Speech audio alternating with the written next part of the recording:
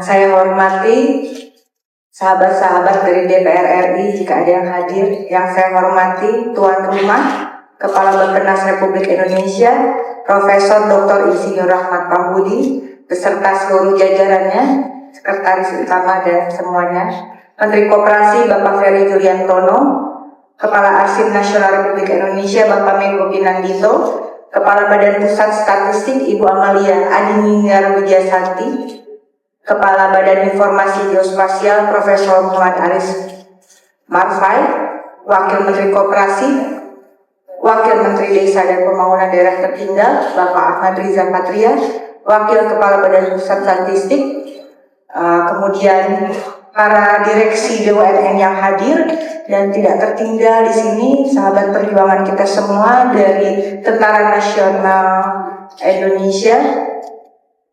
Yang hadir adalah Asisten Teritorial Kepala Staf Angkatan Udara Marsda TNI Dr. Palito Sitorus, dan juga ada perwakilan dari Pusat Geospasial Angkatan Udara. Yang saya hormati, yang saya muliakan, para pahlawan, para pendiri bangsa, para perintis perancang negara ini. Assalamualaikum warahmatullahi wabarakatuh. Salam sejahtera, Om Swastiastu, Namo Buddhaya, salam kebajikan, Rahayu.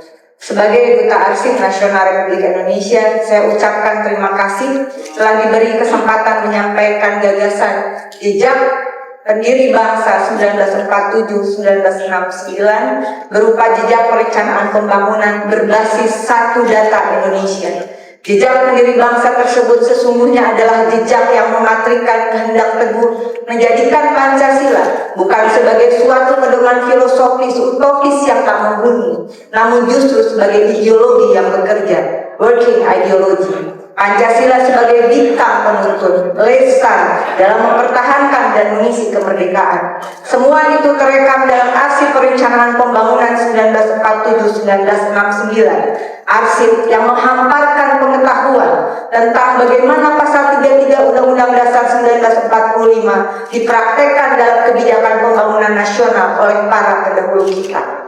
Pancasila dalam kerangka berpikir para pendiri bangsa merupakan suatu sistem penyelenggaraan negara, suatu penyelenggaraan masyarakat adil dan makmur bagi desa di seluruh pelosok tanah air. Kondisi adil dan makmur terwujud apabila 5 hak konstitusional kesejahteraan rakyat terpenuhi, yaitu hak rakyat atas sandang pangan dan papan, hak pendidikan dan kebudayaan, hak kesehatan pekerjaan dan jaminan sosial, hak kehidupan sosial, perlindungan hukum dan HAM, serta hak atas infrastruktur dan lingkungan hidup yang aman dan nyaman.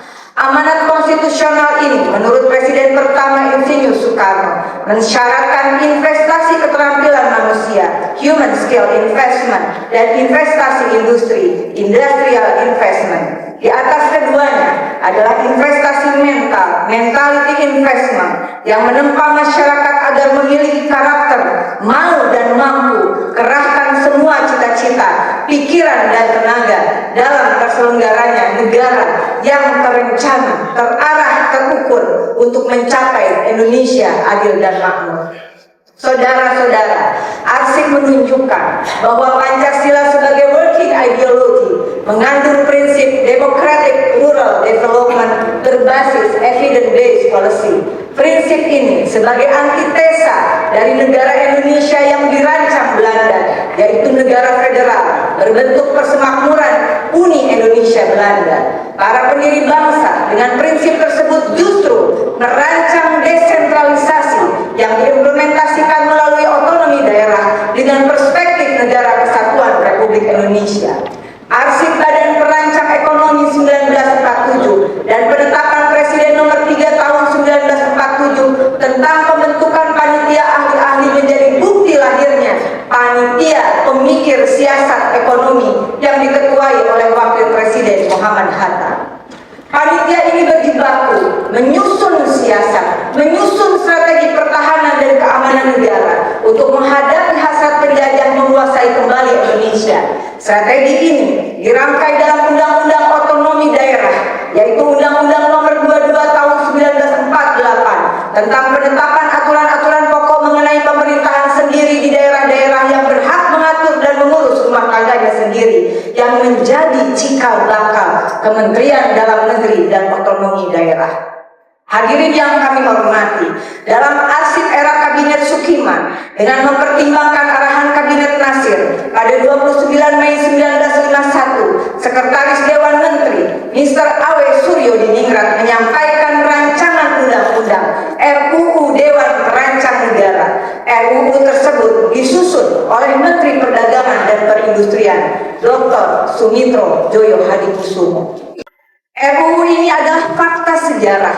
Pancasila sebagai working ideology dituangkan dalam substansi hukum tentang bagaimana otonomi daerah seharusnya dijalankan. Pendiri bangsa mendidik kita bahwa otonomi daerah bukan semata tentang penyerahan administrasi kekuasaan dan pembagian kewenangan pemerintah pusat ke daerah. Otonomi daerah adalah perwujudan proses desentralisasi sebagai bagian dan satu kesatuan utuh dengan sistem perencanaan pembangunan nasional yang berbasis riset nasional. Tujuan otonomi daerah adalah kedaulatan negara dan kesejahteraan rakyat.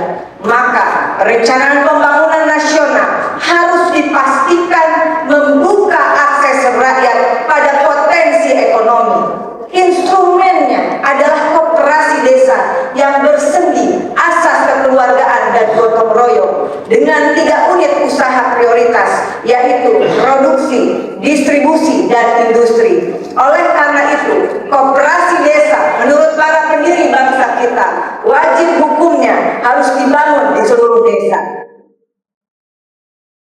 RUU Dewan Perancang Negara yang disusun Dr. Sumitro adalah perangkat hukum untuk memastikan pemerintah pusat merancang suatu sistem yang mendistribusikan secara adil seluruh sumber daya Indonesia ke daerah dengan desa sebagai inti. Lewat arsip ini, para perancang negara mengajarkan pada kita bahwa kebijakan pembangunan tidak boleh berdasarkan asumsi, euforia sesaat, atau glorifikasi personal seorang pemimpin.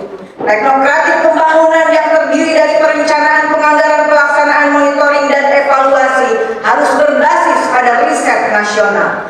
Riset negara adalah untuk melahirkan satu data dasar yang akurat, aktual, dan relevan, yaitu suatu data dasar yang presisi. Data yang dikehendaki pendiri bangsa adalah data desa yang menggambarkan kondisi dan kebutuhan real rakyat desa, serta potensi real berbagai sumber daya desa di seluruh Indonesia.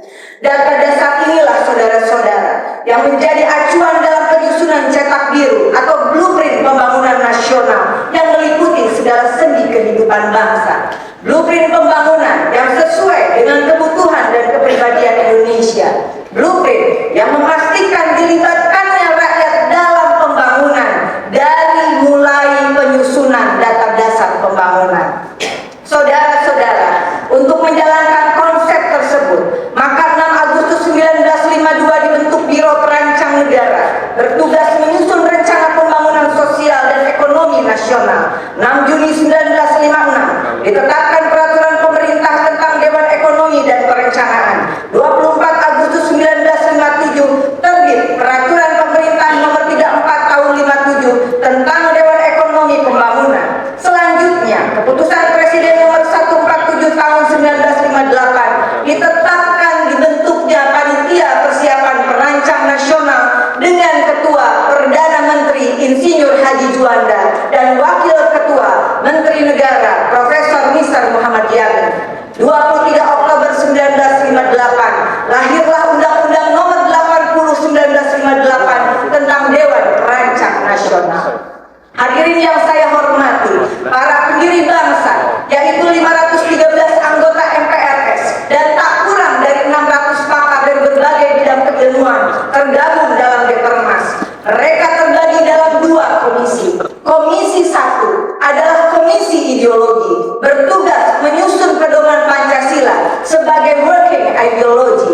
Komisi 2 bertugas menyusun teknokratik pembangunan sebagai penjabaran dari Pancasila sebagai working ideology.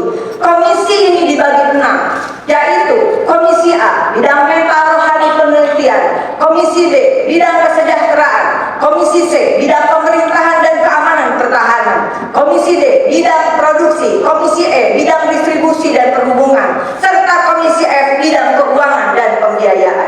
Depernas selanjutnya melahirkan dua manifesto politik Indonesia. Pertama, Pancasila sebagai working ideology ditetapkan dalam ketetapan MPRS nomor 1 1960 tentang garis-garis besar daripada haluan negara atau dikenal GBHN.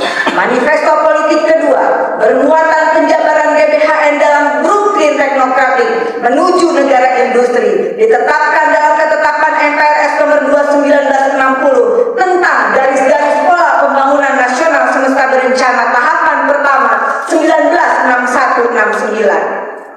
Seluruh materi teknokratik tersebut disusun dalam sistematika angka-angka proklamasi, yaitu 17 jilid, 8 buku, 1945 paragraf, total 5.100 halaman. Setelah dicetak menjadi 4.467 halaman. Itulah roadmap pertama pembangunan Indonesia. Teknokratik yang dirancang para pendiri bangsa secara keseluruhan menggambarkan sistem pertahanan dan keamanan rakyat semesta yang berintikan kerakyatan, kesemestaan dan kewilayahan.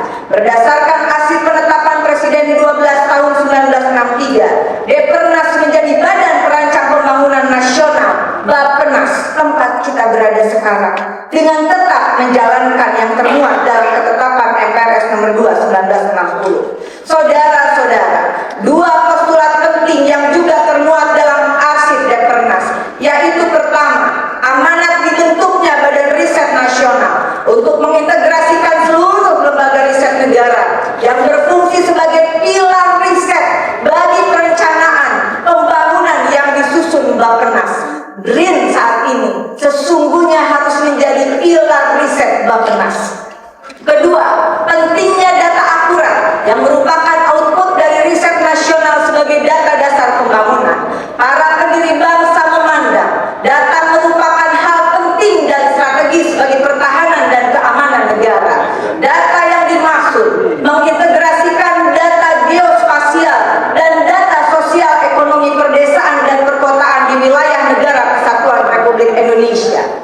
Ibu Kepala BPS, arsip adalah fakta sejarah bahwa para pendiri bangsa memperjuangkan lahirnya satu data dasar negara sebagai basis perencanaan pembangunan di segala bidang kehidupan dan penghidupan yang sesungguhnya merupakan data pertahanan dan keamanan negara. Perhelatan hari ini adalah peringatan 2 tahun arsip Depernas ditetapkan sebagai memori kolektif bangsa oleh Arsip Nasional Republik Indonesia pada 17 November 2023. Hari ini adalah momentum bagi kita membuka kotak Pandora arsip tapak perjalanan para pendiri bangsa dalam mempertahankan dan mengisi kemerdekaan. Mereka berbeda suku, agama, golongan. Mereka berbeda mazhab pemikiran politik, ekonomi, bahkan berbeda partai politik. Namun mereka disatukan dalam satu cita-cita, mewujudkan keadilan dan kesejahteraan sosial bagi seluruh rakyat Indonesia. Hadirin yang saya hormati, sebagai Duta Arsip Nasional Republik Indonesia, saya mengucapkan terima kasih kepada Presiden Prabowo Subianto.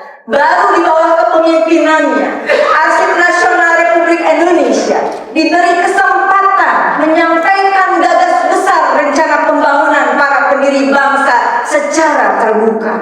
Saya yakin Presiden Prabowo adalah pemimpin yang memahami dan menghargai sejarah, pemimpin yang sedang berjuang melanjutkan tapak sejarah langkah konstitusional para pendiri bangsa.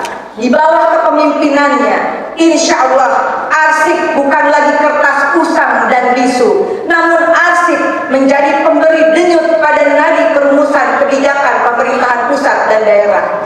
Saya yakin Presiden Prabowo akan melanjutkan tapak rancangan negara yang pondasinya telah diletakkan oleh para pendiri bangsa, khususnya Dr. Sumitro Joyo Hadikusumo. Tentu saja zaman telah berubah. Kemajuan ilmu pengetahuan dan teknologi pun akan berpengaruh dalam perencanaan pembangunan. Tetapi saya yakin Presiden Prabowo akan mengarahkan bangsa ini untuk tidak memunggungi sejarah, tetapi justru mengembalikan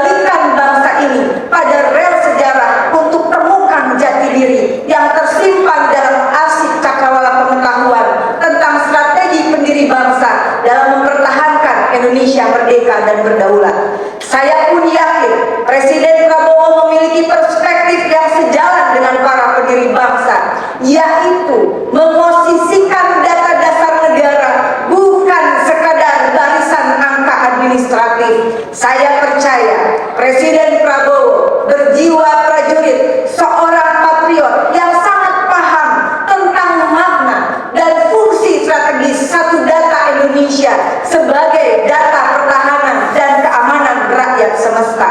Saya yakin, insya Allah, Presiden Prabowo tidak akan ragu untuk menugaskan Bappenas dan BRIN berkolaborasi dengan Kementerian Dalam Negeri serta Kementerian Desa dan Pembangunan Daerah Tertinggal, bersinergi dengan Tentara Nasional Republik Indonesia, menyatukan energi dengan seluruh kementerian lembaga, melibatkan pemerintahan daerah, provinsi, kabupaten, kota, dan desa, berjuang bersama rakyat di desa dan kelurahan untuk melahirkan satu data Indonesia demi kepentingan kedaulatan, pertahanan, dan keamanan nasional Republik Indonesia.